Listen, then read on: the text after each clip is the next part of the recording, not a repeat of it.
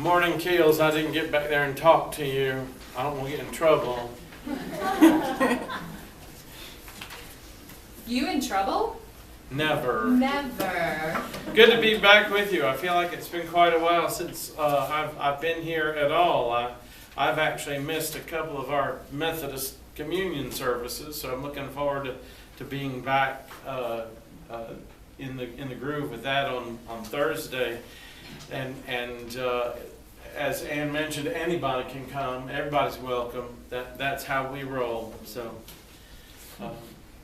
our gospel lesson this morning comes from the 14th chapter of Luke. I will read the first verse, and then I'm going to skip down to the 7th verse. On one occasion, when Jesus was going to the house of a leader of the Pharisees to eat a meal on the Sabbath, they were watching him closely. When he noticed the guests close to the place of honor, he told them this parable. When you are invited by someone to a wedding banquet, do not sit down at the place of honor in case someone more distinguished than you has been invited to be by your host. And the host who invited both of you may come and say to you, give this person your place, and then in disgrace you would start to take the lowest place.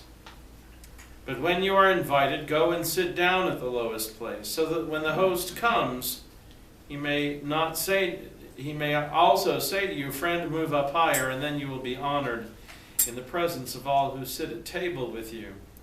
For all who exalt themselves will be humbled, and those who humble themselves will be exalted.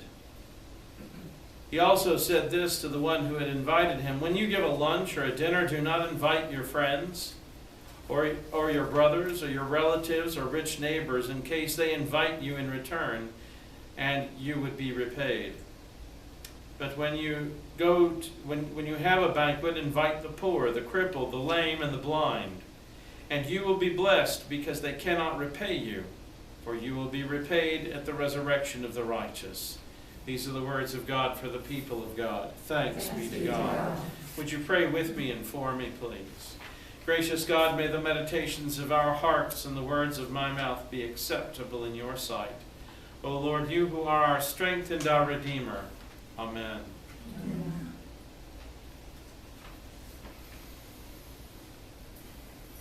If you've spent much time here at Grace Ridge, and if you've eaten in the dining room at all, you have a table. That's your table. That's where you sit when you come into the dining room every time in and time out. And I suspect that for some of you, not only do you have a table, you've got a chair at that table. That's your chair. You like to sit there. And that way, your folks know how to find you, and you know how to find your folks, because there are people that you enjoy socializing with and eating with, breaking bread together, and so you have a place at the table that is your table, even though it is a public space and anybody can sit anywhere. We are creatures of habit, aren't we? There's a certain comfort in knowing where we are going to sit. I've learned very quickly from my first time here to the next time I will eat lunch, which will be on Thursday of this week. I've learned to mind my place, because my mama didn't raise no fool. When I'm invited to dinner, I wait for my host or my hostess to let me know where they'd like me to sit. I want to honor them and make sure that I know where it is that they would like for me to be. I don't feel like I need to take a place of honor, and I certainly don't want to sit in anybody else's seat, because you know what happens when that happens. We are just funny that way. But always, whenever human beings have gathered together throughout the course of human history, I suspect even when we were living in the dirt, in caves, I suspect that people had their place. That place where they felt most comfortable, that place where they felt they belonged, that place that made sense to them and probably made sense in some pecking order. In Jesus' time, people were no different than they are now. They liked to know where their place was. And when you were invited to a party, there was always a very specific pecking order. And the host sat at the head of the table. The host sat where the host could be seen, and then emanating out in concentric circles from the host come the various people as they come in and as they have their own pecking order among them as to where they are to sit.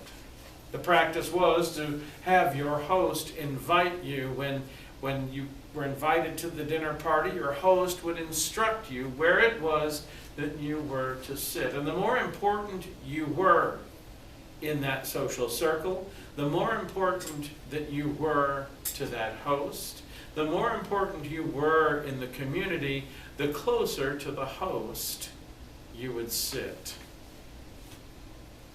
Jesus is invited to such a party. Now, one of the interesting things about this story is Jesus is invited to the home of a Pharisee. We give the Pharisees a bad rap, because, well, they kind of give it to themselves, at least in the interactions that Jesus seems to have with them in the New Testament.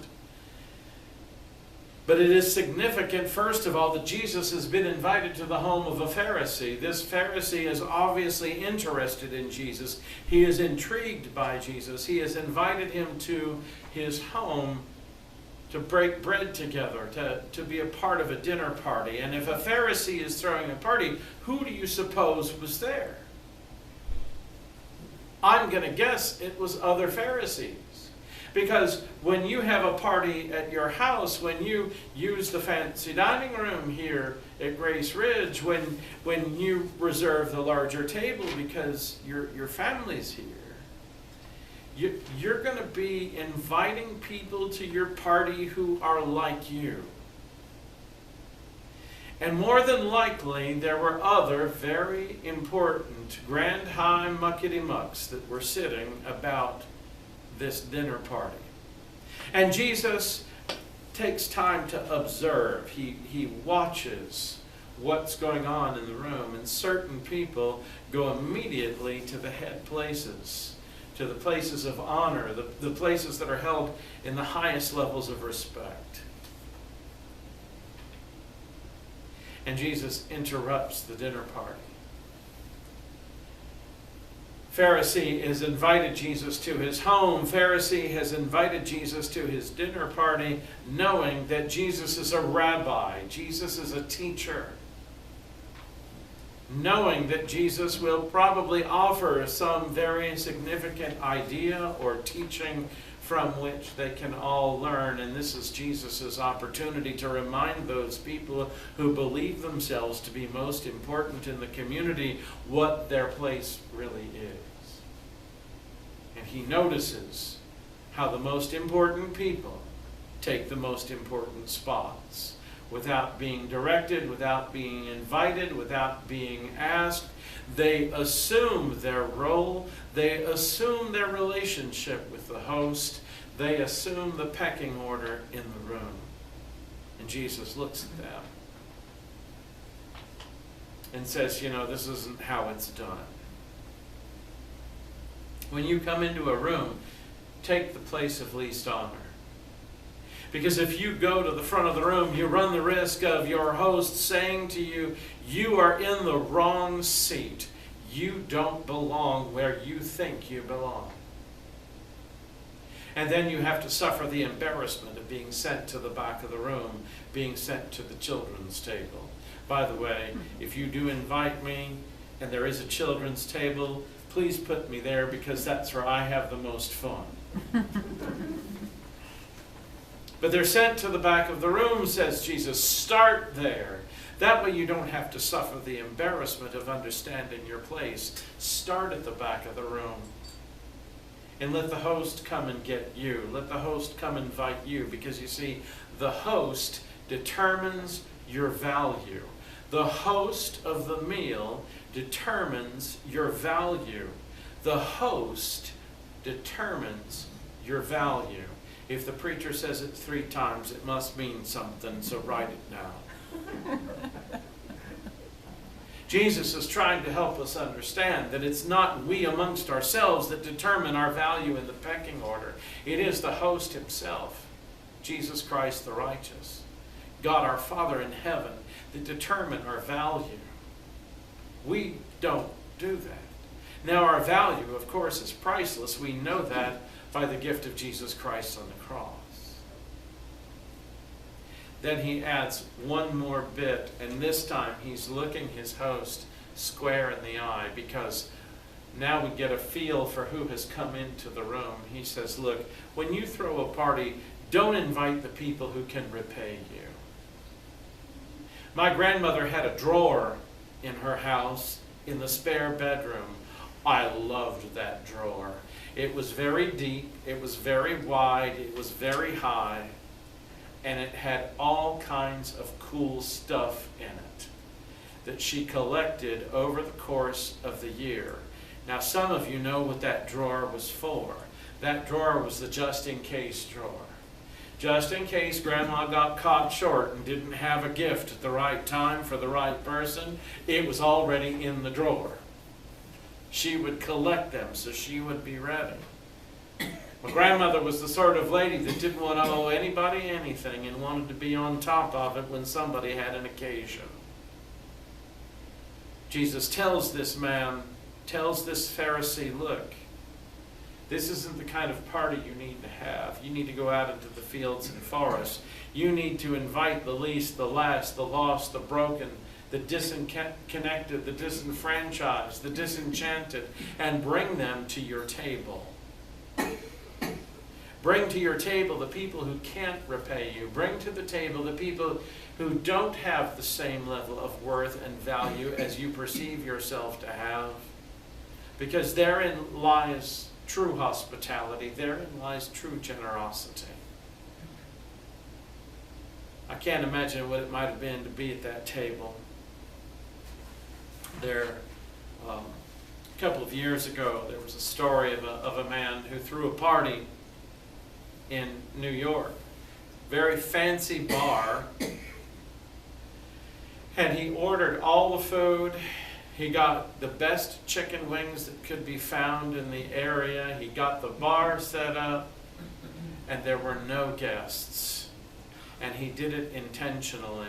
This was a Super Bowl party. And then he went down to the street and he began to round up the homeless men that he could find that were down there and invite them to his party. People that could return nothing, that could give him back nothing. He would see the signs, and he would see these men in his neighborhood, and he would see these men in the same spots on the streets at the same time. And he knew that they liked football, because they would on occasion talk football as he would speak to them coming and going. And he credits that to be one of the best Super Bowl party experiences he's ever had, because he was in connection with the least, the last, the lost, the most broken of the people in his community. And if for no other time than a fleeting moment, they were invited to the head of the line. They were given a seat at the head table. They were the ones that were lifted up. We have every day of our lives opportunities to reach out to the least of these. Jesus invites us to put ourselves in a different kind of place as servants, something that he shows throughout his ministry, and to do so without any thought to what we will receive, but instead to every thought to what we can give. In the name of God who was and is to come, let God's people say, Amen. Amen. You'll find in your bulletin the Apostles' Creed. I invite you to join with me as